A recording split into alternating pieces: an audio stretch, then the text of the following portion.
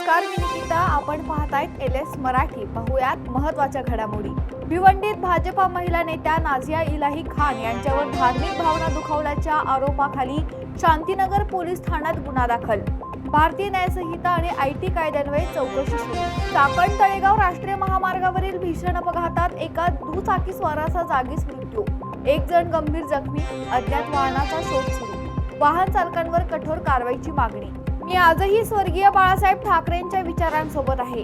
विकासात्मक दृष्टिकोनातून जर काम करायचं असेल आणि कार्यकर्त्यांना बळ द्यायचं असेल तर हे करावंच लागणार, कारण ते विरोधी पक्षात मिळत नाही. खासदार संजय जाधव यांचं वक्तव्य. धाराशिवमध्ये कळंब पोलीस ठाण्याची गुटखा विक्रेत्यांविरोधात मोठी कारवाई. 5 लाख रुपयांचा मुद्देमाल जप्त. अमरावतीत रेल्वेखाली येऊन महिलेचा दुर्दैवी मृत्यू. राजापेठ हद्दीतील रंगोली हॉटेलजवळील घटना. यापूर्वी तिने 3 ते 4 वेळा आत्महत्येचा प्रयत्न केल्याची माहिती समोर. तुमसर पोलिसांची अवैधरित्या वाहतूक करणाऱ्या 3 ट्रॅक्टरवर मोठी कारवाई. 22,21,000चा मुद्देमाल जप्त. 5 आरोपींना अटक. बागलाणमध्ये हरणबारी मुलेर रस्त्यावर भीषण अपघात. अपघातात टिप्पर आणि पिकअपची धडक. अपघातात 3 व्यक्ती गंभीर जखमी. जखमींना तात्काळ रुग्णालयात दाखल.